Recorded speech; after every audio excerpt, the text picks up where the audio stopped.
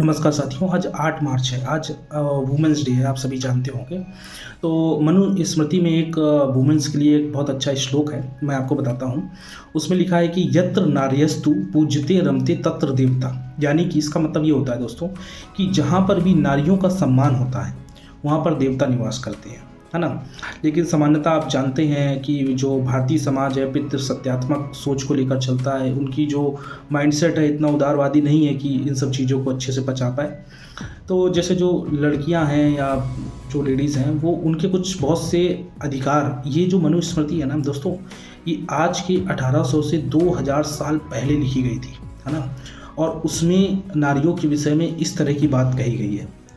आपको नहीं लगता कि हमारा जो संविधान है, जब से लागू हुआ है या तब से अभी तक भी जितने भी प्रावधान चलते आ रहे हैं, उसमें भी कहीं न कहीं नारियों के सम्मान की बात की जाती है, नारियों को बराबर हक देने की बात की जाती है। जैसे जो लड़कियां नहीं जानती हैं, हालांकि बेसिक चीज़ें हैं, सब लोग जानती होंगी, उनके कुछ अधिकार उन्हें संविधान ने प्रोवाइड किए हैं ताकि वो जो उनके साथ पुराने टाइम पे अत्याचार होते आए हैं, वो सब ख़त्म हों और वो एक बराबर का दर्जा प्राप्त कर सके।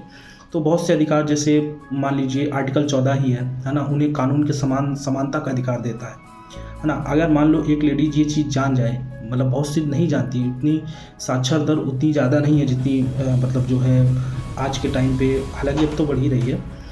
और इसी की तरह जो है आपका आर्टिकल 15 हो जाता है ना, उसमें बहुत सी चीज़ें हैं, लेकिन आपके काम की चीज़ यही है कि लिंग के आधार पर भेदभाव नहीं किया जाता है ना। इसी तरह आर्टिकल आपका 16 है, उसमें क्या कहता है, उसमें कहता है कि अवसर की समानता है आपको, मतलब लड़के के साथ भेदभाव नहीं होगा, लड़की के साथ भेदभाव नहीं होगा काम के पर्पज़ से। यानी कि ऐसा नहीं है कि कोई काम है जो लड़का को वहाँ पे जॉब मिल गई, लड़की को नहीं मिली, आप इसके आधार पे चैलेंज कर सकती है कोर्ट में, है ना।